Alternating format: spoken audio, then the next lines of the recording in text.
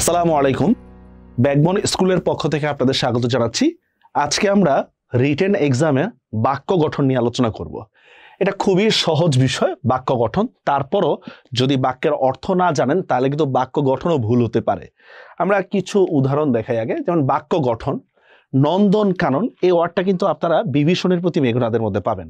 নন্দন কাননে ভ্রমে দুরাচার দৈত্য। চেষ্টা করবেন হচ্ছে কবিতার লাইন কিংবা গদ্য পদ্যের লাইন সরাসরি তুলে দিবেন না। বাক্য গঠন বলতে হচ্ছে নিজের মতো করে নিজে বাক্য গঠন করে নেবেন। ঠিক আছে? নন্দন কাননে ফোটে বসন্তের ফুল, বাক্য হয়ে গেল। তারপর দেখি আমরা যজ্ঞাগার, এটাও বিভীষণের প্রতি মেঘনাদ থেকে নেওয়া হয়েছে। মেঘনাদ যজ্ঞাগারে যজ্ঞ করে যুদ্ধে যেত। দেখছেন, আমি কিন্তু কবিতার লাইন ডিরেক্টলি তুলে দিইনি। তারপর দেখি আমরা শৈবাল। শৈবাল এটাও কিন্তু হচ্ছে ইয়াতে রয়েছে, বিভীষণের প্রতি মেঘনাদে। শৈবাল দিঘিরে বলে উচ্চ করি শির, একটা ভাব সম্প্রসারণ রয়েছে ওইটা এখানে, যে শৈবাল শেওলা দিঘিরে বলে মাথা উঁচু করে বলতেছে দেখ আমি কত বড়। ওই যে ব্যাঙের একটা গল্প আছে, দেখবেন ব্যাঙ পেট ফুলে মোটা হতে চায়, এরকম বিষয়টা গল্পটার মতো।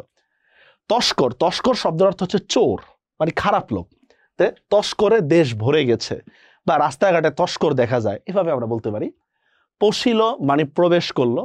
কেমনে পশিল এই ঘরে আজ সূর্যরশ্মি, মানে কি, কিভাবে এই ঘরে আজ সূর্যের আলো প্রবেশ করলো, এটাকে আপনারা এইভাবে বলতে পারেন যে আমি ঘরে পশিলাম। আচ্ছা, মহারথী। মহারথী মানে কি বলেন তো, যিনি যুদ্ধের মাধ্যমে মানে যোদ্ধা বুঝাচ্ছে, যিনি বীর যোদ্ধা তাকে বলা হচ্ছে মহারথী। কত মহারথী নিমেষে মরিল যুদ্ধের ময়দানে, মানে কত যোদ্ধা যুদ্ধের ময়দানে মারা গেছে। মৃদঙ্গ, মৃদঙ্গ মানে হচ্ছে এক ধরনের বাজনা, মানে লোহার সাথে লোহার লাগলে এটাকে বলে মৃদঙ্গ। হ্যাঁ, তো দেখেন গাড়ি লোহার মৃদঙ্গে তাল দিতে দিতে চললো। আমরা এটা মানে হচ্ছে ডিরেক্টলি হচ্ছে গদ্যের লাইন দিয়েছি। তা আপনারা কি করবেন যে, আর এখানে গদ্যের লাইনটা দেওয়া হয়েছে কেন, কারণ হচ্ছে মৃদঙ্গ কোথায় আছে হয়তো আপনারা ব্যাখ্যা জানতেন না, এই জন্য বলা হয়েছে। আপনারা দিবেন রেলগাড়ি রোহাল মৃদঙ্গে তাল দিতে দিতে যায়, একই কথাই একটু ঘুরিয়ে লিখলেন।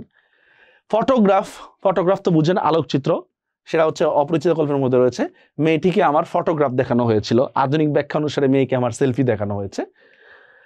ফল্গু ধারা, ফল্গু ধারা হচ্ছে একটা মানে হচ্ছে ফল্গুর বালি, এই টাইপের একটা ওয়ার্ড আছে আপনার ভারতের মধ্যে, যার উপরে হচ্ছে বালু, নিচের মধ্যে হচ্ছে পানি, এরকম একটা জিনিস। দেখেন, বাবা তার স্নেহের ফল্গু ধারায় আমাদেরকে সিক্ত করে তোলেন। এটা একটু ভালো করে ব্যাখ্যাটা বুঝে নেন।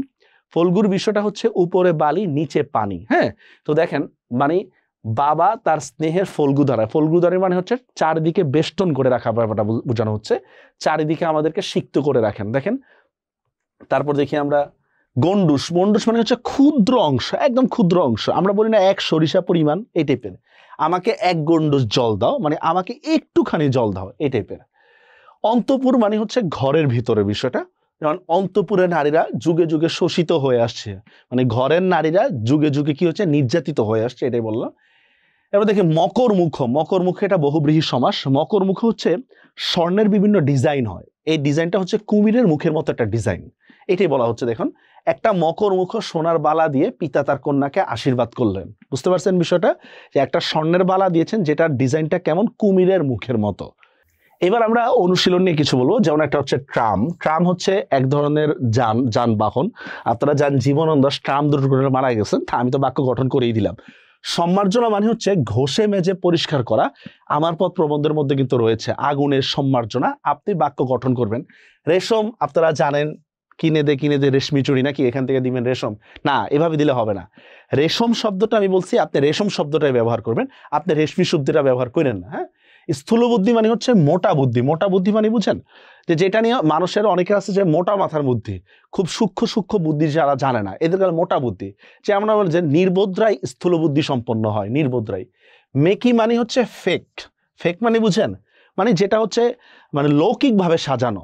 আমরা অনেকে অনেকের প্রতি ভালোবাসা দেখাই না, মেকি ভালোবাসা, দেখলে একদম জান জান জান, না থাকলে কোরবান, এই টাইপের।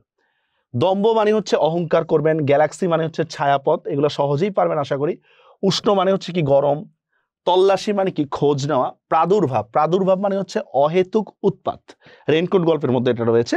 মিলিটারি প্রাদুর্ভাবের পর থেকে কি কি জানি হয়েছে, রেইনকোট গল্পের মধ্যে এটা রয়েছে, প্রাদুর্ভাব। তাহলে এখন কিভাবে আমরা দিতে পারি একটা বাক্য, তোমার প্রাদুর্ভাবের কারণে পড়ালেখায় দায়। বুঝতে পারছেন? ক্র্যাকডাউন, এটা হচ্ছে 25শে মার্চের রাতের ইঙ্গিত দেওয়া হয়েছে। 25শে মার্চ, যে 1971 সালের 25শে মার্চে পাকিস্তান এটা ক্র্যাকডাউন শুরু করছে। তটস্থ মানে হচ্ছে ভয়। প্রকোষ্ঠ মানে হচ্ছে কারাগারের যে ঘরটা, এটাকে বলে প্রকোষ্ঠ, বা ছোট ঘরকে বলা হয় প্রকোষ্ঠ, ছোট ঘর। কিসমত মানে হচ্ছে ভাগ্য, নতশির মানে মাথা নিচু করা, অমোঘ মানে হচ্ছে অব্যর্থ, অব্যর্থ যেটা কখনো ব্যর্থ হয় না। আমরা বলতে পারি এভাবে যে আমি পরীক্ষায় অমোঘ সত্য লিখবই। বুঝতে পারছেন বিষয়টা? মানে পরীক্ষার কথায় যা সত্য তা লিখবই। অরুণ মানে সূর্য, মিনতি মানে তো বুঝেন একটা করজোড়ে প্রার্থনা। সাপদ মানে হচ্ছে হিংস্র প্রাণী, যেমন আমরা বলতে পারি যে বনের মধ্যে সাপদ প্রাণীতে ভরপুর, মানে হিংস্র প্রাণীতে ভরপুর। লোকালয় মানে হচ্ছে লোকালয়, এটা আপনাদের কিন্তু হচ্ছে আল মাহুদের কবিতা থেকে কিন্তু এটা নেওয়া হয়েছে, লোকান্তর কবিতা থেকে। তো এই হচ্ছে আজকে আমাদের আলোচনা বাক্য গঠন। এটা খুবই সিম্পল, তবে হ্যাঁ বাক্যটা যেন সঠিক হয় সেদিকটা খেয়াল রাখবেন। সেই কামনায় শেষ করছি আজকের আলোচনা। ভালো থাকবেন, আল্লাহ হাফিজ।